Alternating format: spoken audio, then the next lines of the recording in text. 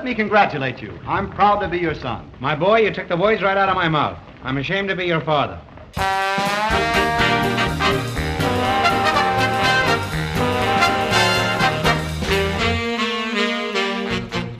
Welcome to the coronavirus edition of the J. Hopkins Interviews. Hi everyone, this is Bob Gassell. Matthew and Noah are quarantined at the moment, so they will not be able to join us. But I am here with the man himself, Jay Hopkins, and we're going to listen today to a talk Jay had with Groucho's son Arthur back in 1984. First of all, how you doing, Jay? I'm just fine, and I wish to express my appreciation, Bob. This is the first time I've ever been identified with a pandemic. And certainly not the last. Well, I'll give it the old college try. What exactly brought you to meet Arthur, and how did you set this all up? Well, he was very kind to see me in the first place, but this took place when I was arranging for a rare trip out to Los Angeles, and naturally enough, I wanted to meet Arthur, and I had fairly flimsy credentials, which in retrospect are much more legitimate than any I have today. Mm-hmm. But at that time, I was writing for the Minnesota Daily, which was the University of Minnesota paper, still is.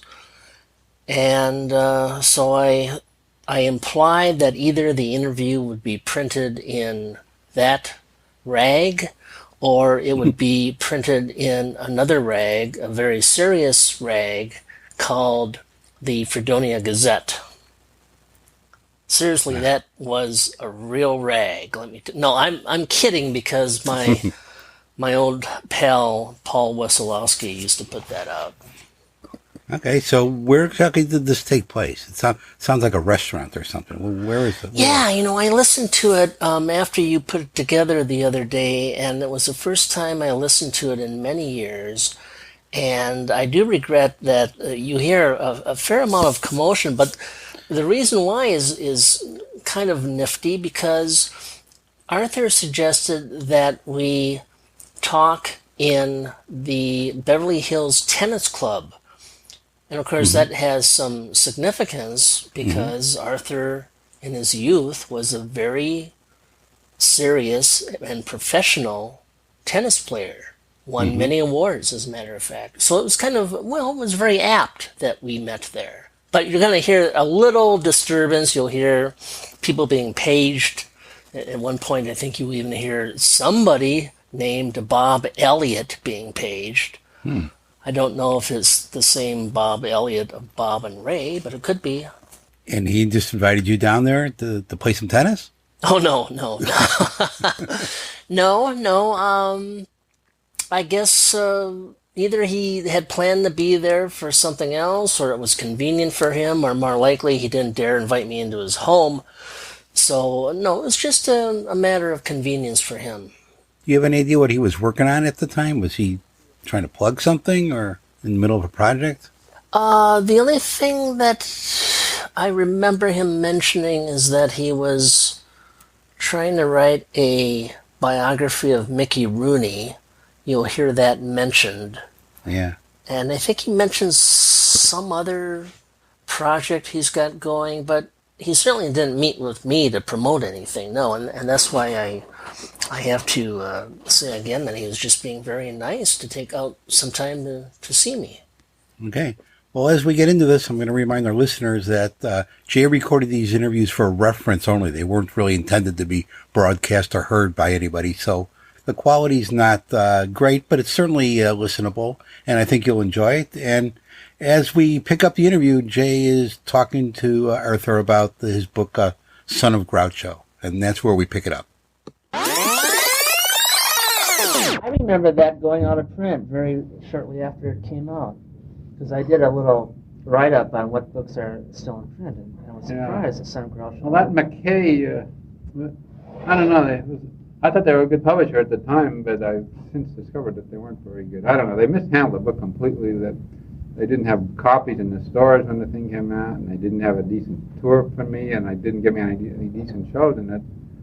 And it was a literary guild book in addition to everything else, and it should have done a lot better than it did. Very strange. But then they went out of business. Oh, I I'm think not surprised, huh? So I was sort of disgusted with that whole thing. But they're all nuts. They're all crazy. But I can't even get a paperback on it. That's what it makes me annoyed, because everybody wants it. They write me and say, where can I get it? People are more protective now about discussing things with authors and so forth. You got this on? You want me to Yeah, try this? I got it on. Yeah, can you hear me? I mean, is it coming in all right? Oh, Am I too far away? Oh, I'm sure it'll be picking up. I think they are. I think there was this proliferation of unauthorized biographies. And then I think they all kind of got together. Like I'm doing this one on Mickey Rooney now. Oh, you are? Really?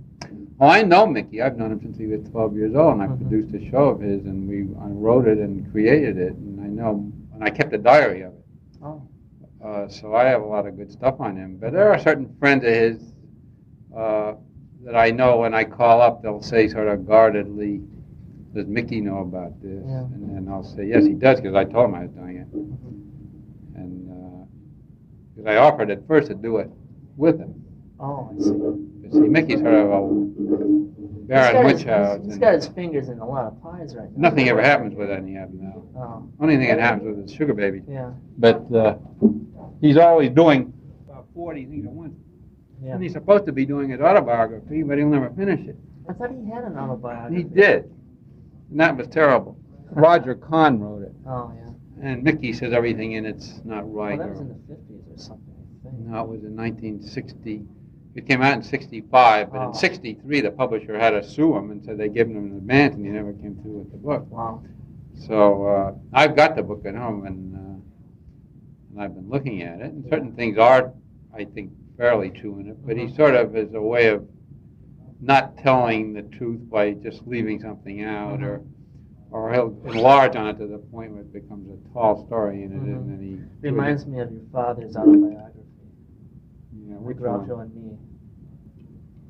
He never told anything in that one. I told him I couldn't believe it after I read it. It never mentioned a name even. Remember I had that trick thing of using one name all the time? Yeah. He thought that was funny. I thought I was terrible. I wanted to ask you. He would never be he never would be truthful about himself. Yeah. Neither will Mickey. But didn't your father become a bit more candid as he got older? Mellowed out a little? Oh, I don't think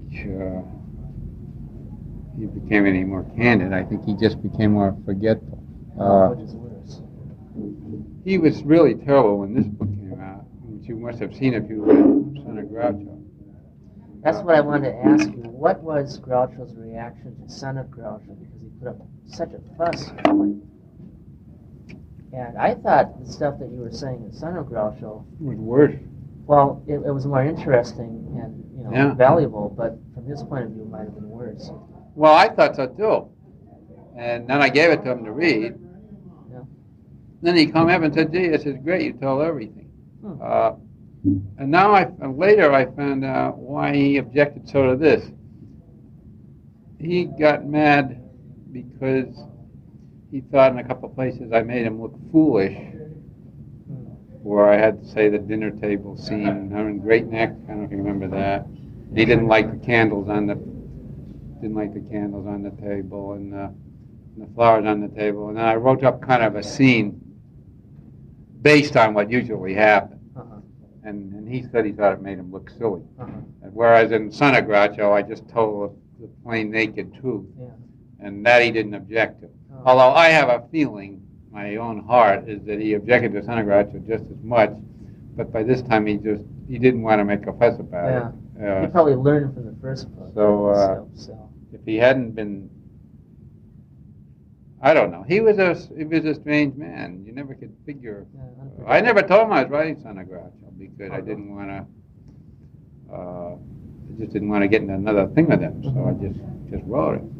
And then after it came out, I told him and showed it to him. I didn't show it to him until after it was actually in print, and I gave him a copy. So he didn't even know about it until he saw the book. No, I left it on his bed, and showed it to him. Wow. And then he wasn't, didn't seem unhappy about it. And he called me up, I don't know, 2 days later. And said, yeah, I liked it a lot. Good. But I don't know whether he was telling the truth or not. Yeah. He may have just been trying to be diplomatic, or he didn't do anything about plugging it, but I didn't ask him to, because by that time he didn't have a show or anything. That was around 1971, I guess, 72. He was probably less defensive, too, because he didn't have the weekly show, don't you think? I don't know what he was defensive about. Well, when he had the weekly show, when this came out, one of the reasons that Simon & Schuster had asked me to write it was right after my first book. And then You Bet Your Life was at its height then, really. It was when it first became real big, and he was making a big deal to go from CBS to NBC and getting a lot of money. And it was the first time he felt like a star on his own without the two brothers, which always bugged him anyway. He had to be dependent on them. And then he had never acted like a star before. He never had been temperamental. He never was a Sinatra or one of those people. He didn't like to go around actors. He was sort of almost introverted. But then after he became big with this, then he became acting. Then he, I don't know how I can say just what it was. His whole personality seemed to change. He became he was on more of an ego trip. It's about all I can say. He didn't used to be that way. Mr. Marx, I'm going to have to ask you a lot of stuff that I already know the answer to. And one question that you undoubtedly have heard before is, what was it like being the son of Groucho? Was it like in a Marx Brothers film with people running in all the living room? And well, I told you what it was like. You read it in the book, didn't you? Yeah. It wasn't that way at all, because I told you, he didn't even, you wouldn't know he was a movie star, or I wouldn't have, or the way he acted when we were kids. He just acted like any other father. He could be funny, and on the spur of the moment make a joke about something horrible that happened around the house. But as I say, he didn't travel with the acting set in Hollywood. He had writer friends, and he was. Well, I say he had all kinds of sides to him. He'd always be thrifty in those days, in some small, funny ways, like saving money about the electricity. Well, of course, today it's not so funny anymore, and it's not such a small thing. So legitimate concern. But in those days, it seemed like it. And he'd come from that poverty background, and he was always worried about the future. But he was never lavish with the kids, like, say, Dean Martin has been with his kids, like with Dino Jr. I mean, Dino Jr.'s got a Ferrari and a helicopter and apparently a big income of his own. We never had any more income than any other kids. We were about $2 a week allowance. That was about the most I ever got. Except when I got to college, I think maybe I got $5 a week allowance. It reminds me a lot of what I've heard about Bing Crosby's raising of his children, how he wanted to make sure they didn't think they were special. Yeah, didn't get spoiled. Yeah, he was that way. I guess I knew the Crosby kids. Strangely enough, both their mother, Dixie, was an alcoholic, and my mother was an alcoholic. Yes. I don't know whether that had anything to do with the marriage or not. I have a feeling it did. I think my mother didn't. She really couldn't stand up to my father. She was a shy person. And, the only way she could ask him for more allowance or money to buy a dress when they first got married was if she got a little loaded, and then she'd have the nerve. So she found that worked, but then she started drinking more and more. And I think the same thing happened with Dixie. It was also the same thing of being out of the limelight, that you're overshadowed. That happens a lot with wives, I think. They're used to it anyway. And it probably also had something to do with the fact that Groucho's friends, the people he associated with, were not the same people that your mother would have enjoyed associating with. The writers, as you said. Yeah, and yes, she did like them. She liked Norman Krasner, who was her best friend. She liked him. She liked Sam Behrman, the playwright. He used to take her out, and my father was working on Broadway, and she had no one to go out with. They'd go out. nothing sexual or anything, just a friend. Yeah. Now she liked them, but she thought my father was an old fogey. That's the strange part about it. Everybody thought he was a lot of fun, but he liked it when he was shooting a picture, and he was only in his 50s or late 40s. He'd want to come home, eat dinner, and listen to symphony music and go to bed or read, which a lot of people like to do. I like to do that too. But she liked to go out. She was 10 years younger, which wasn't a big difference, but she liked to go out and go to a nightclub or something like that. Was Beverly more of a club town back then? And that's one thing I've discovered. There's not too much going on here at night. Well, there wasn't. It's never been a nighttime town because everyone here has nice houses. I mean, not everyone, but I mean the people who would go to a nightclub ordinarily in New York, they all have homes and they would have their parties in their own houses. There used to be the Trocadero and there used to be the Mocambo. Well, first the Trocadero, then it became a Ciro's. Copacabana? No, Copacabana's in New York. Oh. Ciro's and the Mocambo became the big nightclub here in the 50s and late 40s. But none of these things ever worked. But I think the new entertainment, television and everything, kept people home again. Yeah. But now I don't think this town's anything like it used to be. Beverly Hills is just one. I mean, it's like going to some tourist town. We don't even want to go there anymore. It used to be a nice little quiet village. I could show you pictures of nobody on the streets of Beverly. Really? And now it's no funny. I was telling my wife yesterday, you don't even see anybody on the street there you know anymore. You used to walk in the store and you see your friend, and it was a little town. You walk up and down Rodeo Drive. It's a joke. I feel like I'm in Hong Kong or something. It seems like the only way to get any walking anymore is if they go golfing. It's like they've forgotten walking is free if you... I mean, here? Yeah. Well, the spaces are so... I mean, it's... distances are so far here from one thing to another. Like in New York, you never use a car, and I love to walk in New York, but here it's sort of boring to walk. If you find, I mean... But if you just want to walk for fun, Yeah. walk around the neighborhood. Well, I mean, I live up in the hills, and there are a lot of people who walk around up there. But my wife wouldn't think of walking around up there, but in New York, we've walked from the Battery all the way up to 59th Street. Don't think anything about it at all, because it's sort of interesting.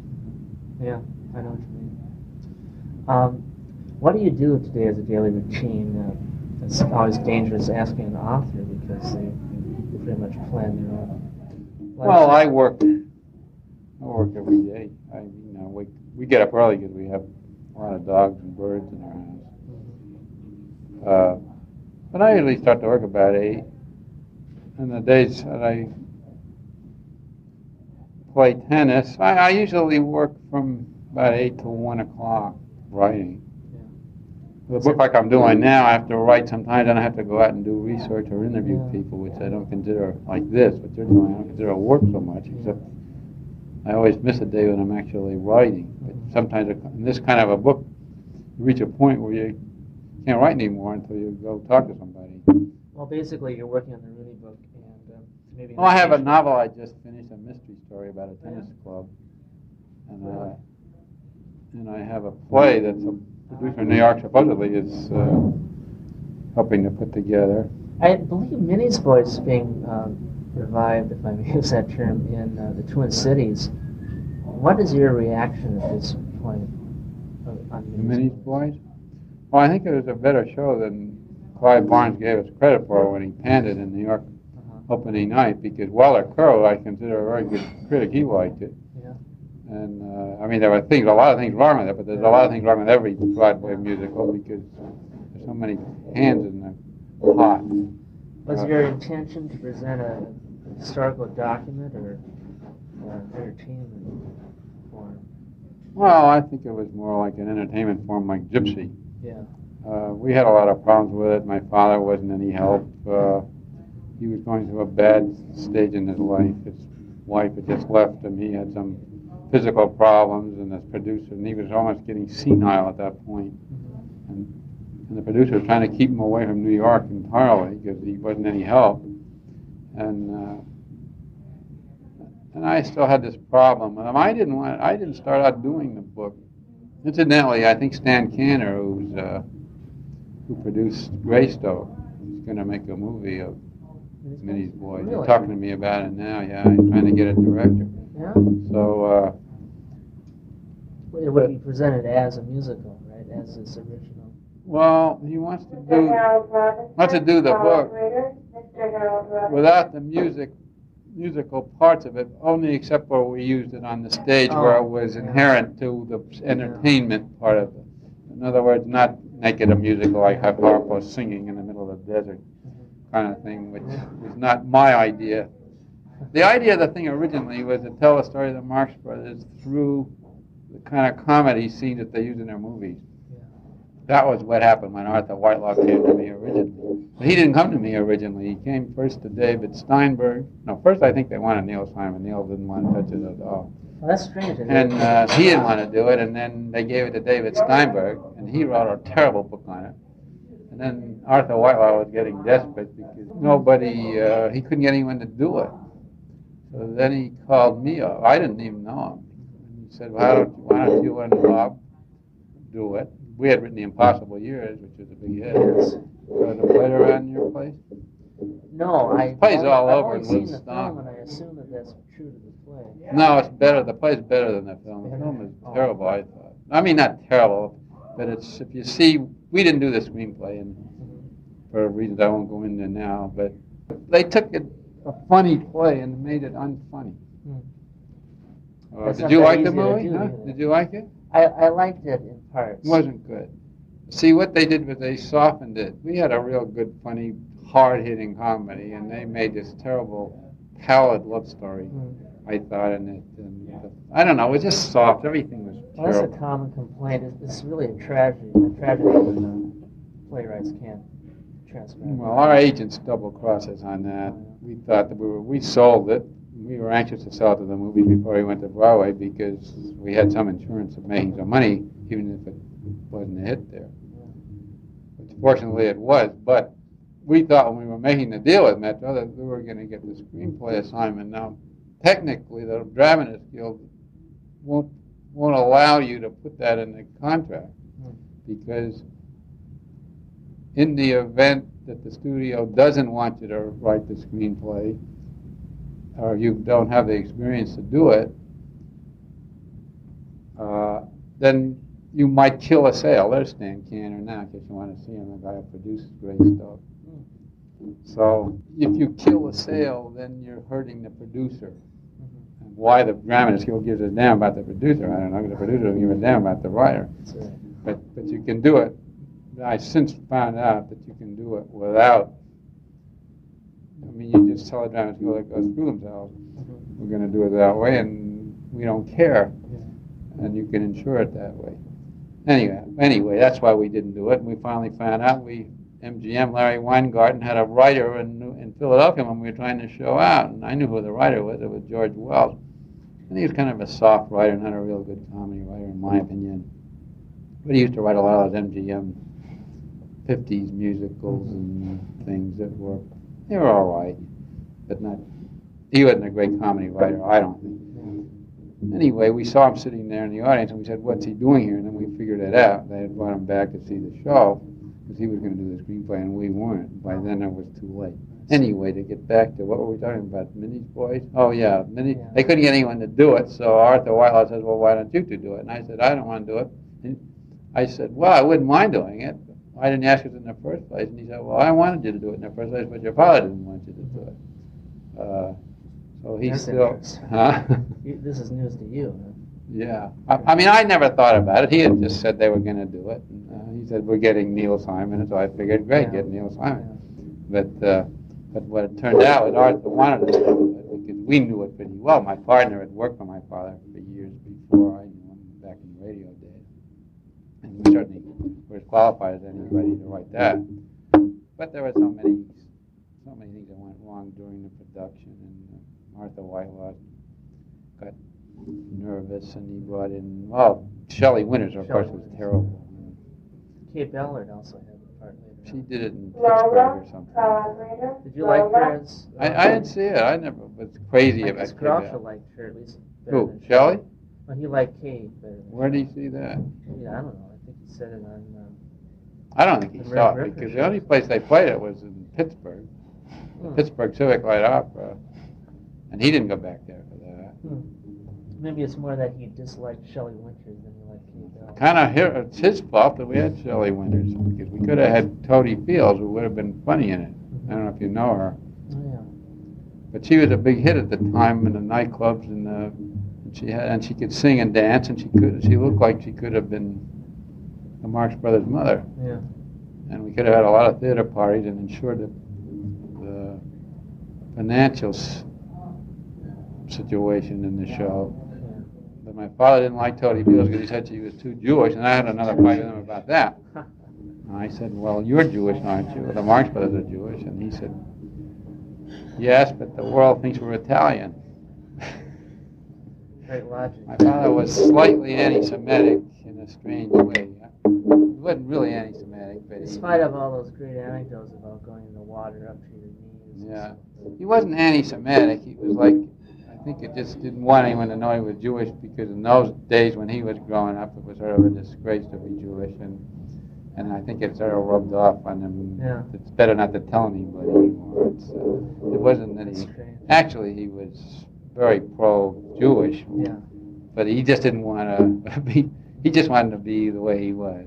He told me he never had a bagel till he was 75 years old. He was afraid of the name bagel. If he ordered a bagel, it would sound. How long are you going to be in town? I'm going to be in town through, well, Thursday morning, taking off for Albuquerque. I'm going to assist you there. I don't know what you're planning to do with this. But, you always wind up with a lot of information that you can't use. Well, it's fascinating to me. When I decided to come out here again, I thought, well, who would I want to see? And that's always been the big thing to me, the people I'm interested in. And this might appear in the Minnesota Daily, but as I suggested before, it might be so of a more of a particular interest to Marx Brothers fans. You could do it for both, couldn't you? Do you go to school there? Yeah. Yeah. I've got a... I mean, who sees this Fredonia Gazette? I only saw it once. I wouldn't think that would have any circulation. I know. When I had the Marx Brotherhood, we put out a couple issues of the magazine. I was sort of irritated when the Fredonia Gazette came out because their banner says the magazine devoted to the Marx Brothers. I said, hey, what about Read Marx, which is what I put out. How often do they come out with that? I think they only come out twice a year. No, I didn't know how long they can keep on and what can they dig up on them. Oh, you'd be surprised. You'd be surprised. Do you know Paul Wesolowski at all? He's the editor. No, I think I had some contact with him because when we were doing the show with Gabe Kaplan. Incidentally, that's a real good show. The thing with Gabe plays Groucho. I don't know if you heard of it. Yeah, I saw it on HBO. Oh, did you? Well, it's better than on HBO when he does it in person. Oh, yeah. But we wanted him to play the colleges, and I think he played a couple of colleges in the Middle West there. But I don't know, Gabe is such an erratic character, Never too. came up to the U of M. Yeah. Weren't they going to do something else with that? No, we were supposed to go to... Well, we're supposed to go to London. We're supposed to be there now, but it got screwed up some way with the theaters there. I don't know, actually, the finances in the theaters, how much. I think Gabe was asking too much money, and it sort of fell through, but that's not the reason they gave. Well, you mentioned London, and I know that's where A Day in Hollywood, right, the train generated from. How do you explain this strange phenomenon of people playing your father and your uncles on the stage, and how do you respond to that? How do you react to that? You think they have a right to do that? What do you mean, legally? Legally or otherwise. I just find it odd that people are playing actors playing parts now instead of, creating their own characters. Well, yeah, I don't react to it one way or the other. It's it seems like a funny thing to be able to copyright anything like a character, because, I mean, what is that character? It's not that something somebody sat down and wrote. I don't know, nobody copyrighted it. It's just they slapped on. It was evolution, really, that makeup that they took on. My father started with a phony mustache that he pasted on, and one night it was just too much trouble. He didn't have time to put that on, so he took some grease paint, went like that, and then the manager got mad at him and said, "Why do you got that phony mustache for?" And he said, "We paid for a." He must have read that joke. He said, "We paid for a real mustache. We want a real mustache." I don't know. It's you'd think that the Marx Brothers fans seem so so dedicated. I don't know. You don't see anybody doing Laurel and Hardy so much. Yeah. Chaplin. We had a chance to do Chaplin last year in the one-man show, and I turned it down. But I said, "How do you do Chaplin?" Yeah, very difficult. First of all, nobody knows what Chaplin was like. Yes. I mean, he didn't say anything funny, and he was pantomime, so how can you copy this pantomime? That was so great. Nobody can copy that. The great thing about Groucho as a person is that he was the same way off camera as it was. Well, you could use those jokes. That way of talking you can imitate. Yeah. Except they don't do it too well. I wish we knew someone else who was good at that. You know anyone? The best physical Groucho I ever saw was Bobby Darin on that old show. Yeah, he was good. You know who was good, I think, was Lou Stadlin, too, Yes. in Minnie's play. Yes, Did you see he was that? good. I saw him on Omnibus until... Yeah, we wrote that. Yeah, you wrote that, Yeah. that's right. You and Mr. Fisher. Yeah, he was too, I didn't like... We didn't write that bit for him to play it all, but he decided to play it all. When we wrote it, we just had a 40-year-old Groucho in mind, and he made it the old one. But actually, he didn't do the old part as well as Gabe Kaplan does. Yes, I was going to say, when Kaplan did the more mature Groucho, it was very impressive. He was better than he was as a young Groucho. It was funny, we never could get him real sharp as a young Groucho. Here's a personal criticism about Kaplan. When I saw the show on HBO, I found it annoying because I couldn't understand what he was saying. He doesn't enunciate. His diction was Yeah, it was bad. terrible. It got better. But when we first were doing it, when we taped that down at Pepperdine College, you could not understand what the hell he was saying. I mean, you'd think anybody could do the Groucho clipped way of speaking if they're going to do Groucho. And I mean, Kaplan is an actor. You'd think he could do it, but I think he's got a soft palate or something. There's something wrong. I don't know Because, what it is. I like the business with Chico that you kept bringing up about something about it's nice to have a brother like you. Yeah. The thing plays, it's a good script. I wish we had someone who could be a little better than Gabe. And then we'd go to New York with it. But, Gabe got a couple of bad reviews out here. One of the reasons for what you said, and he got scared of going to New York. Maybe he was smart not to go to New York. But also, we couldn't get him to sing. He didn't sing on key. And he wouldn't do the Groucho dance very well. So, and we couldn't get him to practice either, or take lessons, or be tutored. And he just wanted to take the money and run. That's funny. So he had a great opportunity for a vehicle that he could use forever. And I guess he thinks no one else is going to do it, so he'll just do it when he wants and do it sloppy. That's too bad. Well, it's a good script. Maybe it'll be done correctly. Yeah. Let me know if you think of anybody good. I will. I'm not going to suggest myself. I don't. It's not easy to get anybody. You know, one thing I've always wanted to do was to try to resurrect You Bet Your Life just as a sketch, because the thing that fascinated me about that show was the mechanics of it, and the fact that you would have lines projected on a screen. Behind the... And these guests would, on occasion, always be set up, and they would have to say the beginning of a joke. We had You Bet Your Life in HBO, but we did it better after we did it on HBO, in the run that we had after that, and it really works. Just doing it as a sketch. Oh, you mean as part of the show? Yeah. We had it, but I mean. Yeah, I remember that. But we did it better in the next version that you didn't see. No, it's too bad. Well, maybe you'll. We did it with a girl and Chico, and in HBO we just did it with Chico doing it. Yeah, am I wrong, or wasn't Chico in the audience once?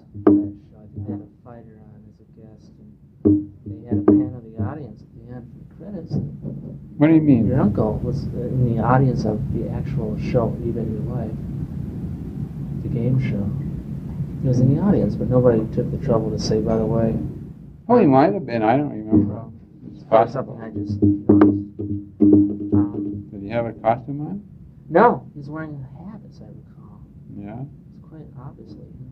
Of course, Harper was on pushing the book. Yeah. That was really weird. There's a picture of him over there if you want to see him. Groucho? Yeah, well, he used to belong. See over there, that third? Well, I'll wait. Yeah, we'll look at it on the way out.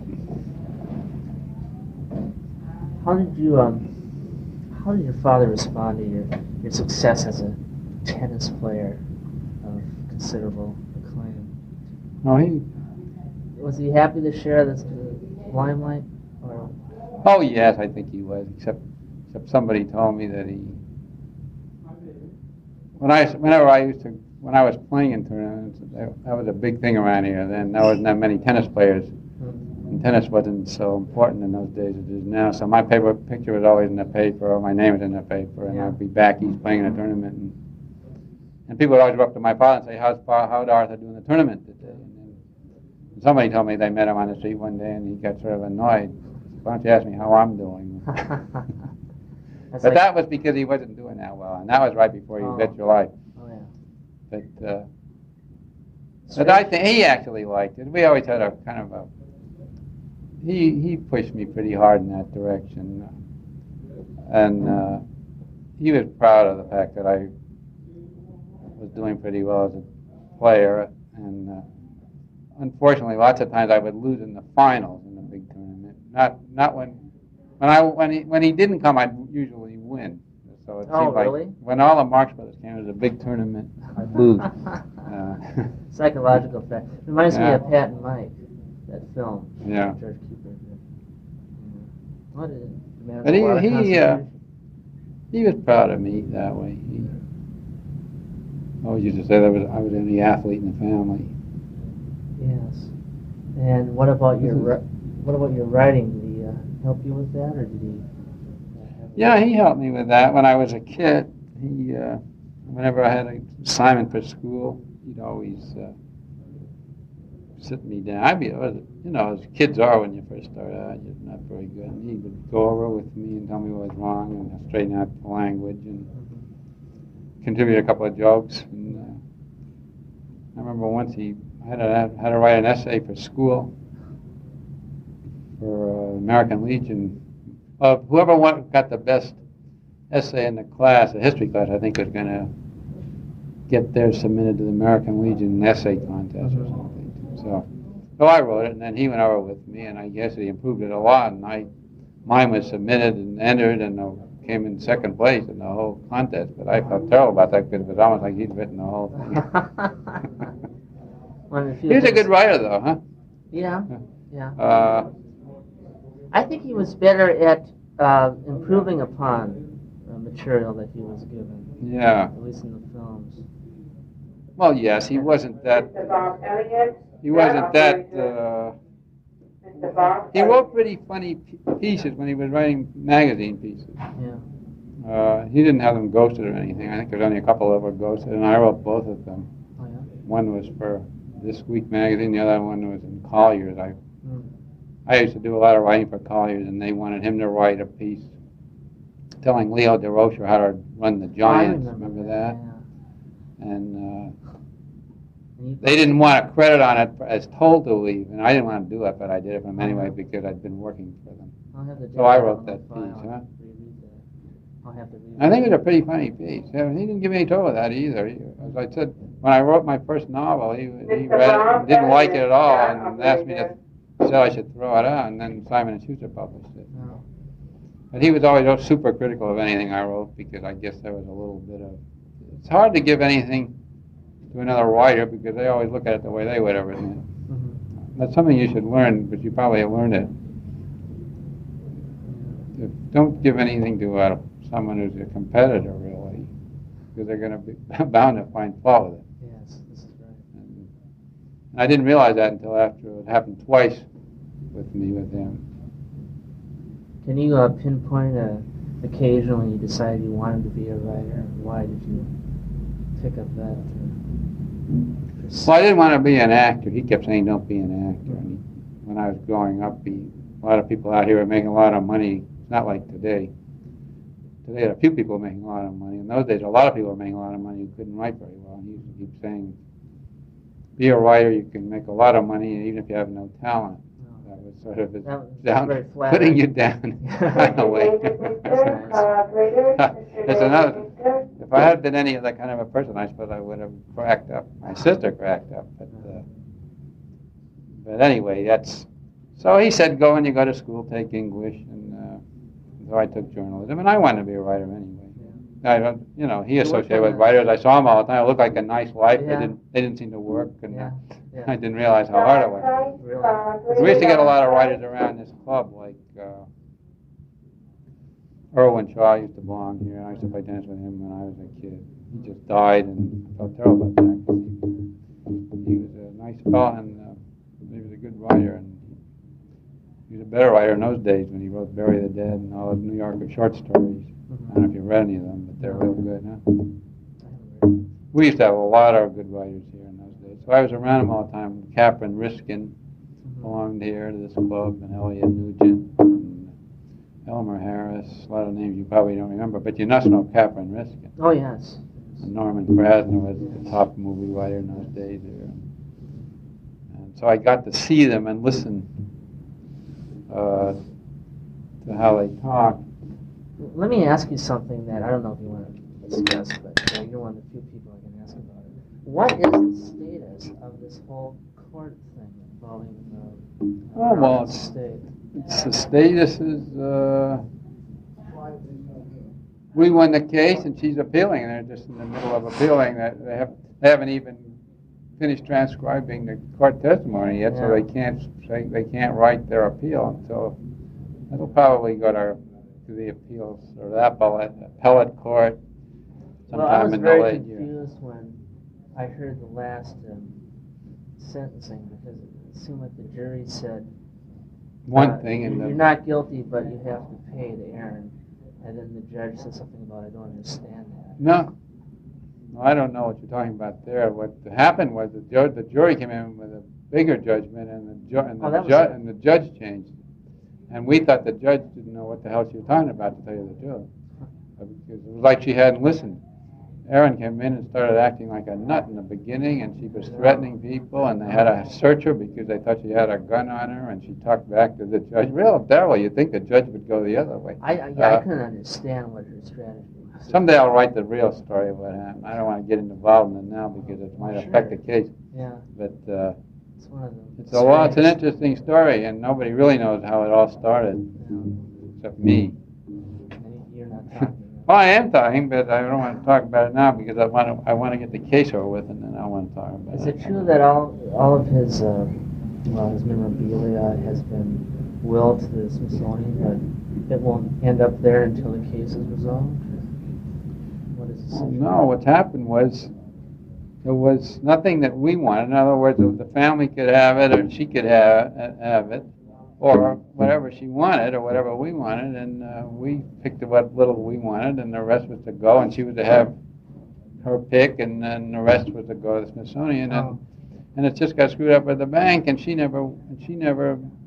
It should be there now. No, it didn't have to go. I don't know what there is anyway. There wasn't that much stuff. That making a big deal of nothing. I don't know. Well, you had a lot of scrapbooks and films. Not much though. It really wasn't as much. Like Bob Hope has a whole house full of stuff. My father really had nothing because over the years he didn't keep much. He kept a few reviews and a couple of scripts, but he didn't really have what he should have had because he didn't care about the past. In that sense, he started collecting a little at the end because he got sentimental when he was getting older.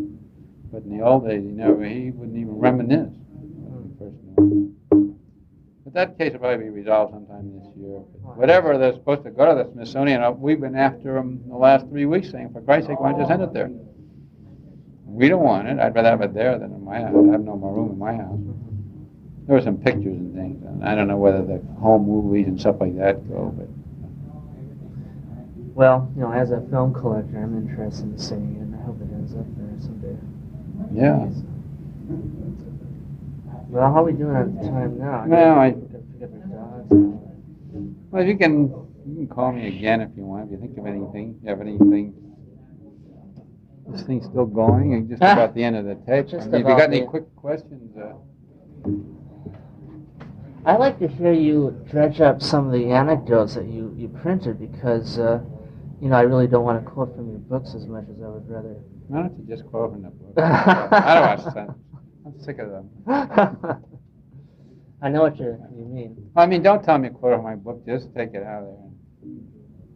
It's my wording, anyways. Would you like me to send you a transcription of this before it's printed? What you gonna print? Yeah. No. What are you gonna do? You're not gonna just print this, are you? You're gonna write it. Hmm? You're gonna write it, aren't you? Not just gonna print the interview this way, are right, you? right. Or are you? I don't know. A question and answer, just like that. I don't think so. That Marx Brothers magazine occasionally does that, but I would rather write. You better write whatever you're. If you want to Well, it's know. more fun to write an article than it is to transcribe it. So. Oh yeah, I did one on Gene Kelly Yeah, I last remember year. that. On Parade. Yeah. Where's he living now? Well, he's living in some house he rented near where his house burned down. Oh, I went Funny, by I it. went the day I was the 23rd of January, and I had just gotten a copy of it in the magazine, and I took it over to his house, and he wasn't there, and I stuck it in his mailbox, which, was a slot in his front door. Yeah. And then I went away, and the next day the house burned down. And he did get the article, I know, but I was starting to say, that was really one of those question and answer articles, and I find it kind of boring to write. Yeah. First of all, he wasn't saying very much, I found. Super. I don't know whether he was punchy, or he's pretty frank about his wife dying and all that, but he didn't really. I don't know how honest he was with me about certain things. He has a good life, interesting life. If I really went into it, I had to cut out so much because it was that format on that magazine. The pieces are so short that by the time you get into it, you have to get out, and I hate that. It appeared in, I think, Parade. Yeah, Twin well, Cities. Is that the magazine you wrote? yeah, it's in a lot of papers, Sunday supplement. Yeah. Yeah, it was in the New York Daily News, and it's not in L.A. at all. It's in San Francisco. But I had another piece in there about my father about a year ago. Yes. Before that, they'd asked me to do. Are you beleaguered by fans other than myself? Habitually, do you come up and quiz? No, not really. If I have a book out or something and I go on a talk show, I usually wind up talking about my father and my experiences with him more than I do about the book I read. Yeah. So there you have it. I gather he was not a big fan of Gabe Kaplan. Well, what you heard him say is that he was somewhat disappointed in his portrayal of Groucho in the show that Arthur and his partner wrote. Mm-hmm. I think that Frank Ferrante is still doing that show. Mm-hmm. And clearly, he became very fond of Frank Ferrante's portrayal. In fact, they became very, very good friends. But Kaplan... Well, Frank does it in English, right? I think they were both doing it in English, but I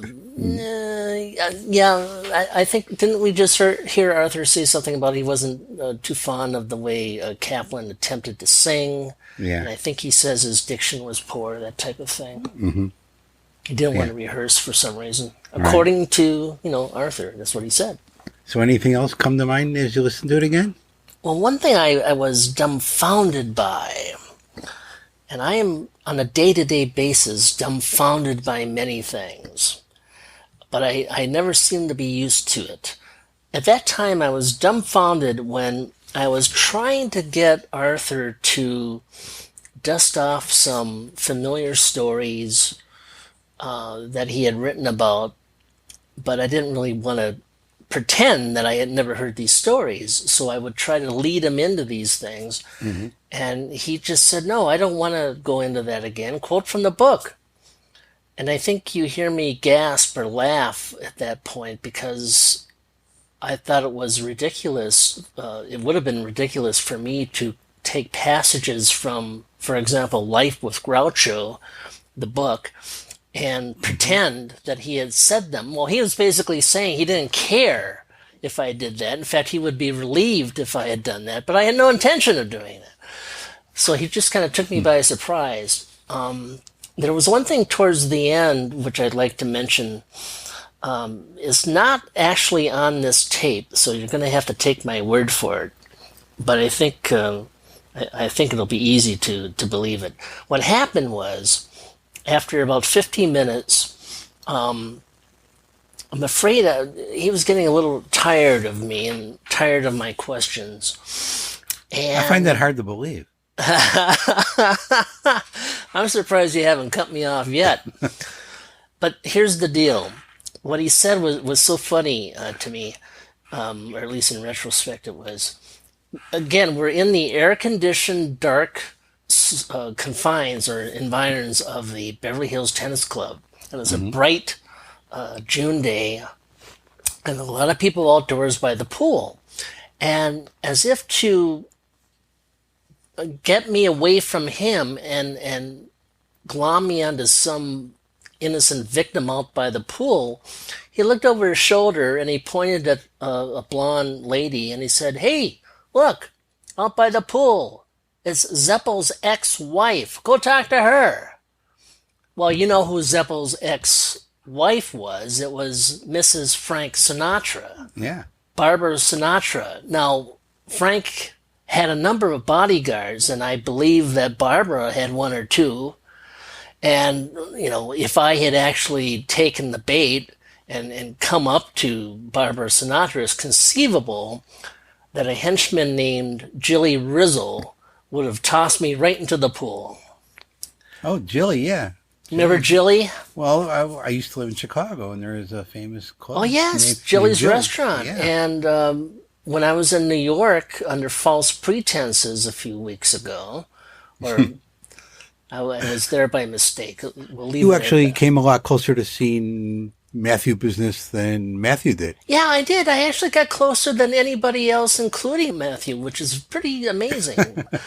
But I discovered at the time that the old Jilly's Restaurant where Frank Sinatra hung out in New York is now, I think it's called the Samovar Restaurant.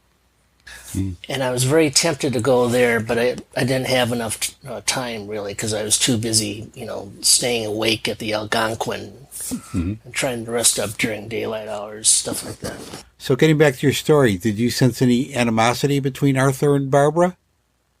Oh, no, not at all. Now that you mention it, it stands to reason that there would be, since she divorced his brother, Zeppel.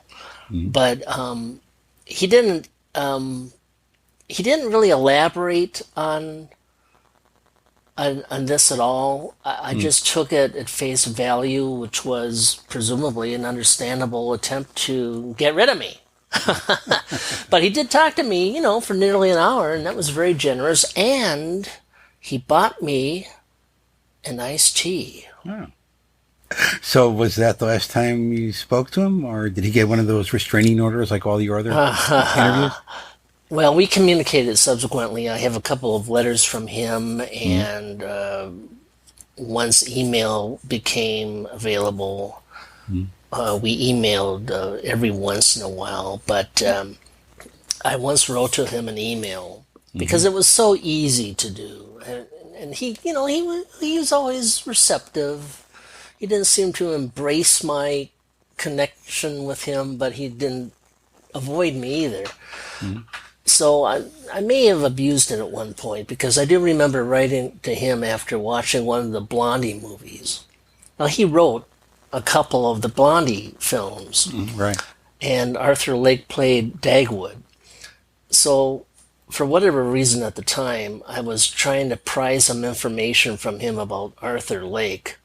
And then he wrote back and he said, "Jay, I've got better things to do than to write to you about Arthur Lake. And of course, I felt very bad about this because I liked the guy. I didn't want to piss him off. So I immediately wrote back and I said, well, I'm terribly sorry, Mr. Marx. I'll tell you what, if you will excuse that or forgive that, I promise I won't write to you again. And his answer is what amused me. Although I'm sure he was just being honest. What he wrote back was, okay, you've got a deal.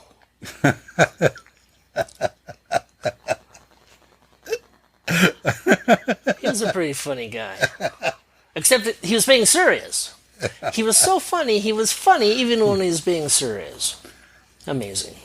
So it's going to be hard to top that. So on that note, we're going to wrap things up here. And Jay has picked out our final song, and I'm going to give him the opportunity to introduce it. Jay, go ahead. You know, you pulled this on me the first time, and as a result, I generally come prepared.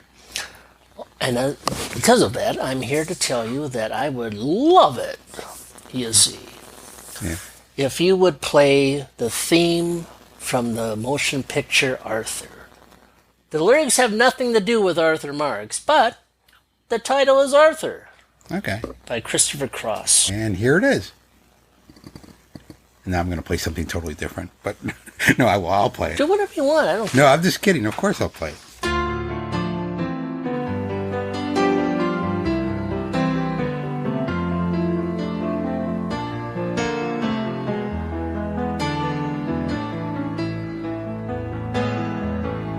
Once in your life you find her, someone who turns your heart around, and next thing you know you're closing down the town.